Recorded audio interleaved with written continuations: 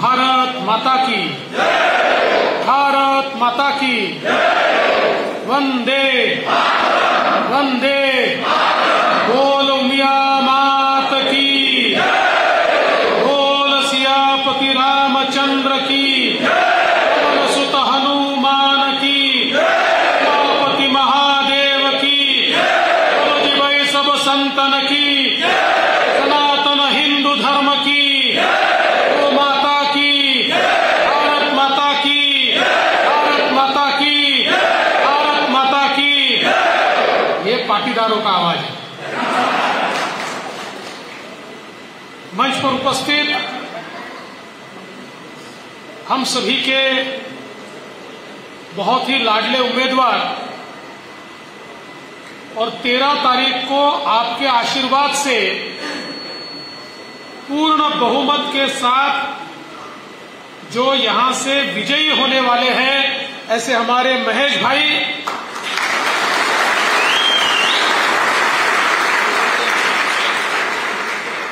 हमारे टिप्पन्ना मजगी जी,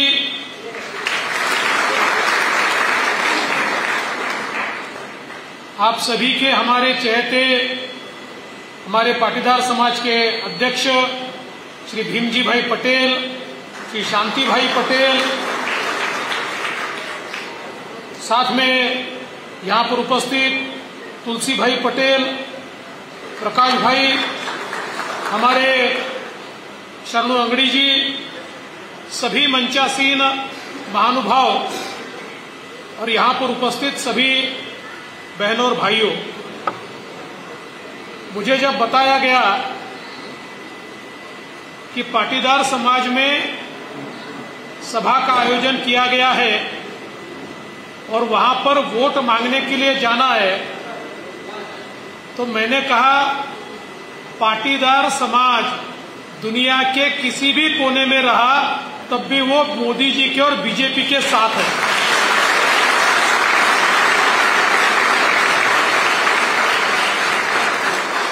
मैं तो नागपुर में रहता हूं और मेरे नागपुर में बहुत बड़ा पाटीदार समाज है, पाटीदार समाज के भवन है और सारे पाटीदार बीजेपी के हैं। और आजकल पिछले कुछ सालों से मुंबई में रहता हूं, तो मुंबई में भी सारे पाटीदार बीजेपी के हैं। तो हम तो ये समझते हैं कि पाटीदारों को बीजेपी से कोई अलग ही नहीं कर सकता।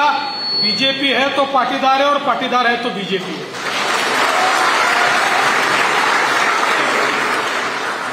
आज हम सब लोग बहुत खुशनसीब हैं कि भारत को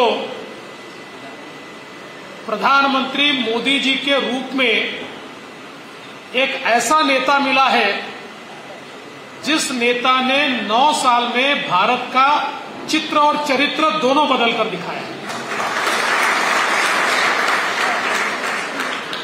देखिए, सबसे बड़ा बदलाव अगर मोदी जी ने भारत में लाया होगा तो भारत की डिलीवरी सिस्टम को मोदी जी ने बदला है।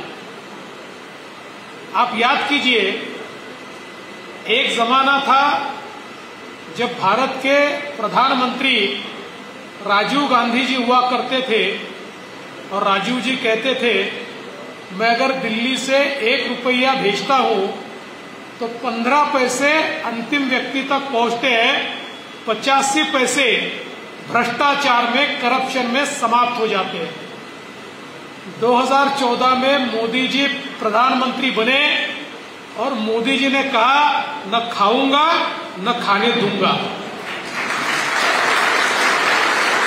मोदी जी ने कहा, दिल्ली से 1 रुपया भेजूंगा तो गली तक 1 रुपया ही जाएगा, कोई दलाल उसमें से 5 पैसा भी नहीं खा पाएगा। और आप देखिए, मोदी जी ने सबसे पहले गरीबों के बैंक के खाते खुलवाए। जब बैंक के खाते खुल रहे थे तो एक कांग्रेसी बोल रहे थे कि बैंक के खाते खुलने से थोड़ी गरीबी दूर होगी, इसका क्या फायदा है।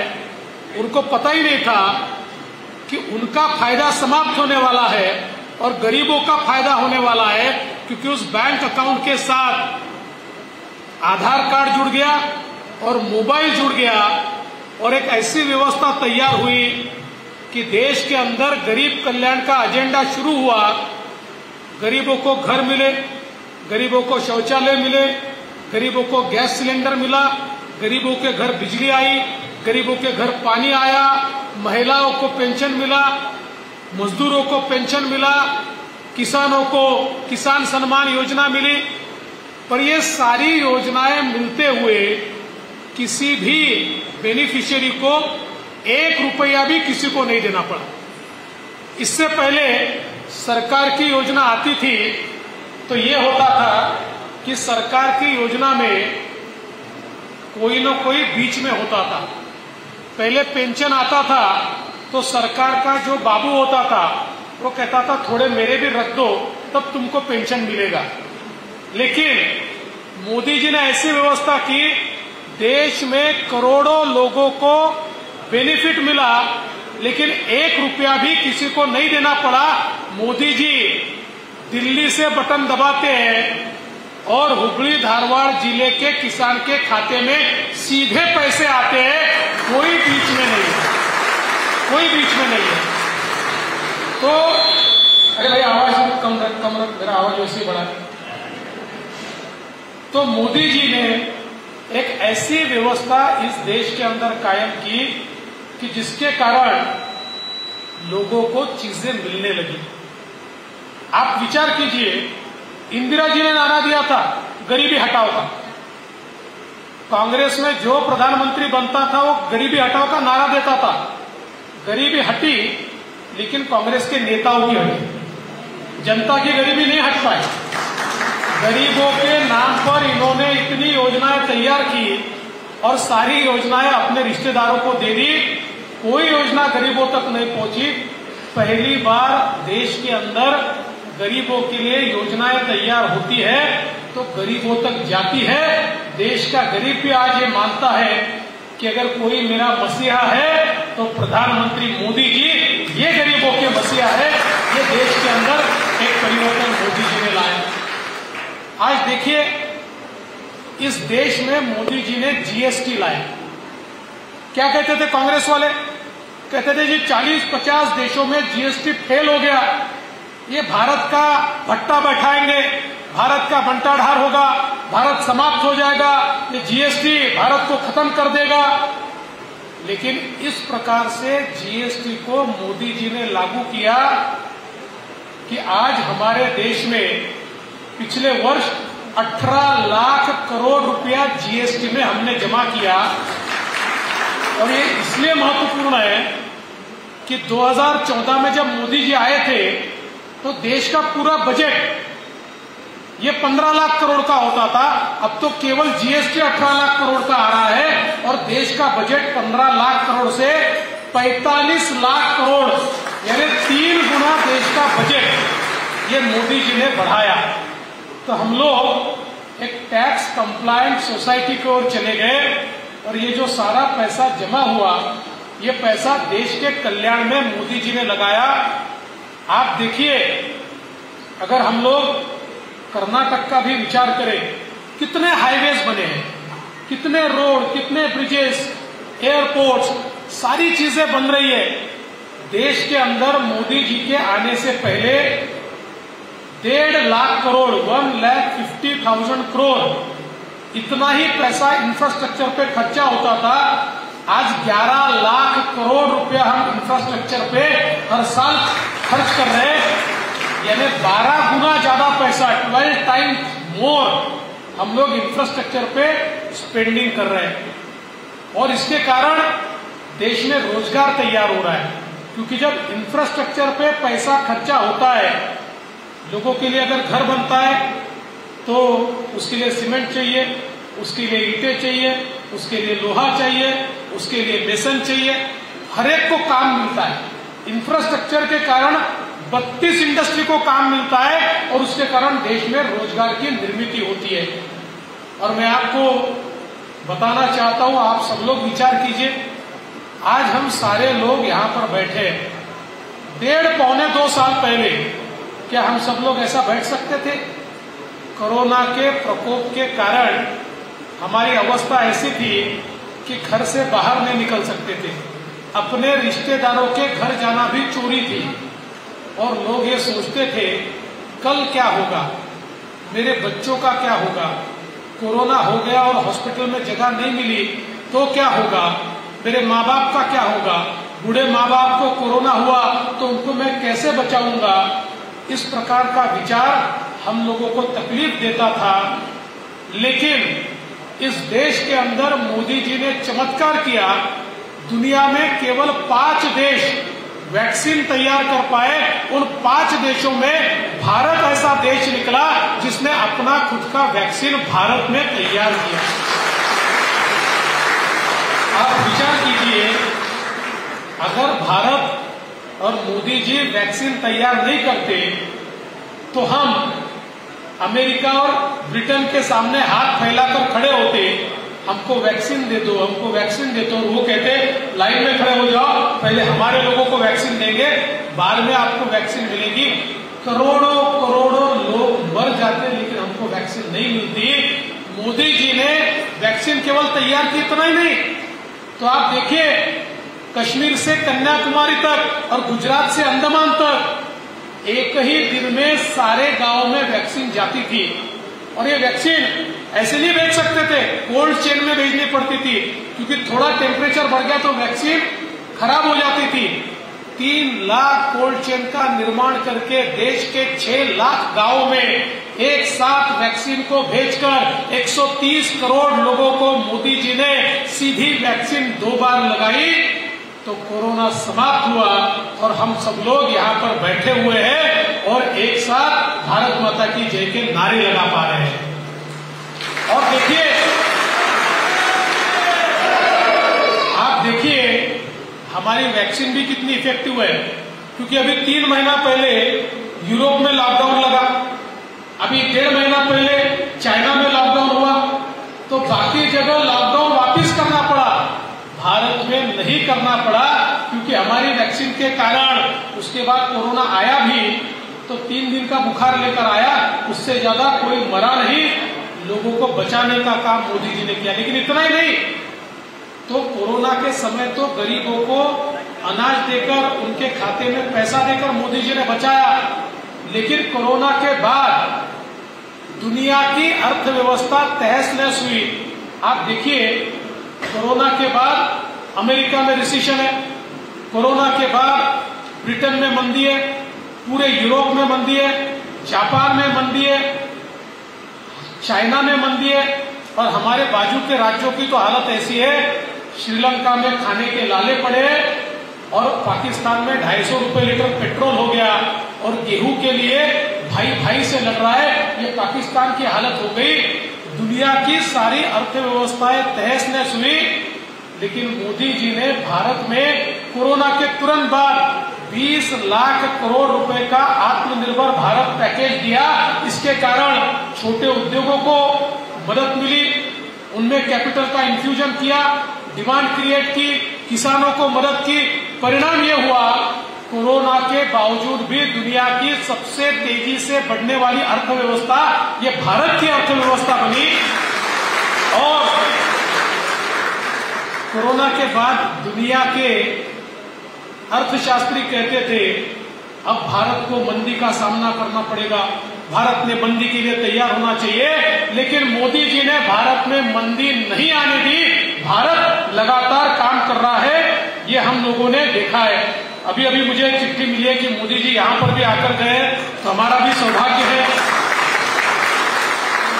कि मोदी जी जहां पर आकर गए वहां आने का सौभाग्य हमको प्राप्त हुआ, ये भी हमारा भाग्य में मानता हूं। तो इस प्रकार से इस देश को मोदी जी ने यहां पर बाहर लाने का प्रयास किया। और आज हम लोग देख रहे हैं कि जिस प्रकार से भारत प्रगति कर रहा है, आज दुनिया के देशों ने तय किया है। देखिए, 30 साल तक चाइना ये दुनिया के फैक्ट्री के रूप में काम कर रहा था, लेकिन अब दुनिया को ध्यान में आया कि चाइना की फैक्ट्री काम करने वाली नहीं है। ये लोग कोरोना के समय जिस प्रकार का व्यवहार हुआ और दुनिया को ठप करने का काम चाइना ने किया, अब दुनिया की इंडस्ट्री चाइना से बाहर निकलना चाहती है और बाहर निकलते समय दुनिया की इंडस्ट्री एक ही देश की ओर देख रही है, वो हमारा भारत देश है। वो मानती है कि केवल भारत ऐसा देश है जहां निवेश करने की आवश्यकता है और इसलिए आज कोरोना के बाद रिकॉर्ड एफडीआई ये भारत में आ रहा है और रिकॉर्ड एफडीआई भारत में आते समय कर्नाटक में और महाराष्ट्र में वो आ रहा है। ये भी हमारे लिए एक बहुत महत्व की बात यहाँ पर देखने को मिलती है। तो अगर हम लोग देखें तो भारत को परिवर्तित करने का काम ये मोदी जी ने किया है और इसके साथ साथ भारत कितना मजबूत देश बना ये आप लोग इस बात से समझ सकते हो कि मोदी जी G20 के प्रेसिडेंट बने और अंतर्राष्ट्रीय मंच पर एक समय ऐसा था, हमारे मनमोहन सिंह जी बहुत अच्छे आदमी थे, भले आदमी थे, प्रामाणिक आदमी थे, लेकिन अंतर्राष्ट्रीय मंच पर वो जाते थे तो दुनिया के प्रेसिडेंट और प्राइम मिनिस्टर के फोटो में मनमोहन सिंह जी दिखाई नहीं पड़ते थे क्योंकि उनको पीछे में जगह मिलती थी, उनको ढूंढना पड़ता था। अब परिस्थिति यह है, मोदी जी खड़े होते हैं और सारे दुनिया के प्रेसिडेंट और प्राइम मिनिस्टर उनसे हाथ मिलाने को लाइन लगाते हैं और आप में से कई लोगों ने देखा होगा कि मोदी जी किसी प्राइम मिनिस्टर से बात कर रहे हैं और पीछे में अमेरिका के प्रेसिडेंट जो बाइडेन खड़े हैं कि कब मोदी जी पलटे और कब मैं उनसे हाथ मिलाऊं, और मोदी जी के पलटने के बाद जो बाइडेन उनसे हाथ मिलाते हैं, ये भारत की ताकत ये मोदी जी ने तैयार की है। इसलिए आज मोदी जी के साथ हमारा राज्य भी चलना चाहिए। सरकार जब डबल इंजन की होती है तो गाड़ी पटरी पर तेजी से भागती है। हमने देखा कि देश के जिन राज्यों में बीजेपी की सरकार रही है उन राज्यों ने मोदी जी के एजेंडे को रोकने की कोशिश की। मोदी जी को कोई रोक नहीं सकता, लेकिन कोशिश की गई, उसको लेट कैसा किया जाए, उसको डिलेल कैसा किया जाए, उसको डिले कैसा किया जाए, इसका प्रयास हुआ। और वही कर्नाटक जैसे राज्य में आज हम लोग देखते हैं कि डबल इंजन की सरकार थी तो मोदी जी ने 6,000 रुपया भेजा तो कर्नाटक सरकार ने भी 4,000 रुपया दिया, तो 10,000 रुपया हमारे किसानों को मिल गया। आज हम लोग देखते हैं कर्नाटक में इतने बड़े पैमाने पर रेलवे लाइन बिछ रही है, इतने बड़े पैमाने पर रोड्स बन रहे हैं, इतने बड़े पैमाने पर इंफ्रास्ट्रक्चर तैयार हो रहा है। तो डबल इंजन की सरकार जिस ताकत से काम करती है, आज डबल इंजन की सरकार के कारण कर्नाटक में 55 लाख गरीबों को शौचालय मिले। डबल इंजन की सरकार के कारण 45 लाख घरों में पानी पहुंचा।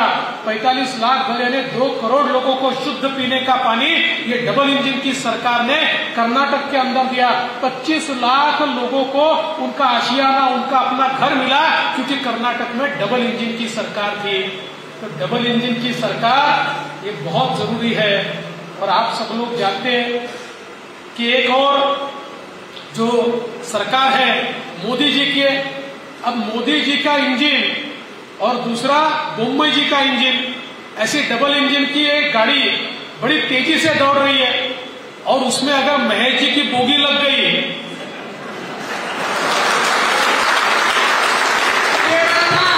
तो गाड़ी कितनी तेजी से आगे जाएगी। और अगर गलती से महेश जी की जगह कांग्रेस की बोगी लग गई क्या होगा? अरे महेश जी की बोगी लगेगी तो गाड़ी मोदी जी के और मुंबई जी के साथ ये बेंगलुरु जाएगी, और कांग्रेस की बोगी लगेगी तो हैदराबाद की ओर जाएगी। यानी विकास की गाड़ी बेंगलुरु की तरफ और कांग्रेस की बोगी हैदराबाद की तरफ, तो विकास हो पाएगा? नहीं हो पाएगा। इसीलिए इस इंजन, अच्छा ये इंजन मामूली नहीं है, अभी ये नए भारत का इंजन है, ये वंदे भारत ट्रेन का इंजन है जो भारत में बनी है। पुरानी ट्रेनें जो बाहर बनती थी या हमारे यहाँ बनती थी 80 की स्पीड से दौड़ती थी, अब 140 की स्पीड से दौड़ने वाली वंदे भारत ट्रेन मोदी जी ने भारत में ही बना दी और उसका इंजन मोदी जी के पास है। तो अब इतनी तेजी से दौड़ने वाली ट्रेन के साथ महेश भाई का इंजन तो लगाना ही पड़ेगा, क्योंकि देखिए महेश भाई ये आप में से एक है, ये सामान्य लोगों में से एक व्यक्ति है। ये केवल नेता नहीं, ये कार्यकर्ता है। मैंने इनका काम देखा है। ये लोगों में रहने वाले हैं, ये लोगों के साथ मिलने वाले हैं, ये लोगों के लिए अपना खून पसीना एक करने वाले इस प्रकार के उम्मीदवार हैं। देखिए, वो नेता तो है लेकिन गुण सारे कार्यकर्ता वाले उनमें, इसलिए हमको नेता की जगह कार्यकर्ता चुनना है। नेता तो हाथ दिखाकर चले जाते हैं, कार्यकर्ता अपने सुख दुख में बैठते हैं। ऐसे सुख दुख में बैठने वाला कार्यकर्ता आज उम्मीदवार के रूप में हमको मिला है। और मुझे पूरा विश्वास है कि आप लोग इस ट्रेन में हमारे मेयर जी की बोगी जोड़ने ही वाले हैं। बस आपको इतना ही निवेदन करता हूं कि ध्यान में रखिए, इस चुनाव में हमको ये भी दिखा देना है कि भारतीय जनता पार्टी का वोटर ये मोदी जी के साथ है, ये पार्टी के साथ है, व्यक्ति के साथ नहीं है। ये मोदी जी को मानता है। कोई कहीं रहे, कहीं चला जाए, हमारा पाटीदार समाज और भारतीय जनता पार्टी का वोटर ये मोदी जी की ओर देखता है और कमल का बटन दबाता है।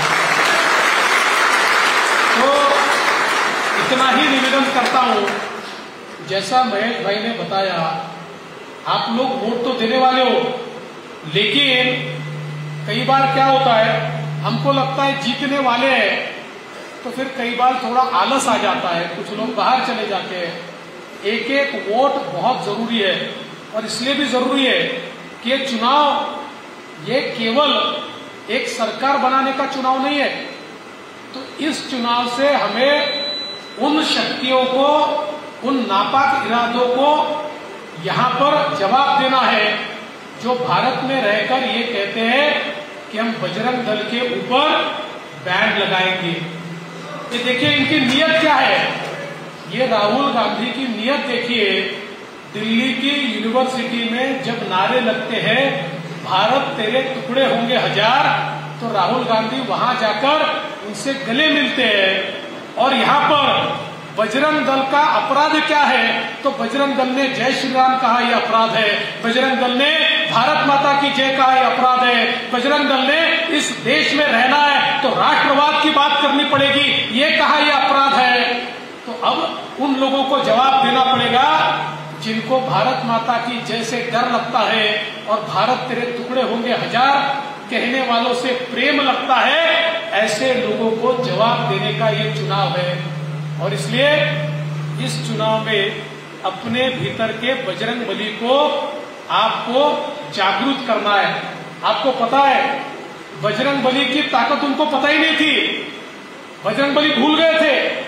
और जब उनको बताया कि भाई आप लंका जाओ, तो बोले कैसे जाएंगे, तो उनको याद दिलाया कि बजरंगबली आप जब छोटे थे आप में इतनी ताकत थी कि आप सूरज को निगलने के लिए सूरज की तरफ चले गए थे, इतनी ताकत आप में। और ये जैसे बजरंगबली को बताया, बजरंगबली ने ऐसी छलांग लगाई, सीधे लंका पहुंचे और पूरी लंका को जलाकर खाक करके बजरंगबली वापिस आए। ऐसे ही 10 तारीख को आपके भीतर के बजरंगबली को आपको जागरूक करना है। और जो बजरंग दल पर बैन करने का इरादा रखते हैं, उनकी लंका को जलाकर ही आपको वापिस आना है। उनकी लंका को जलाने के लिए कमल का बटन दबेगा, कमल का बटन दबेगा, उनकी लंका जलेगी। कमल का बटन दबेगा तो मोदी जी को वोट मिलेगा, कमल का बटन दबेगा तो कांग्रेस को शॉक लगेगा। तो कांग्रेस को शॉक दीजिए, मोदी जी को वोट दीजिए। महेश भाई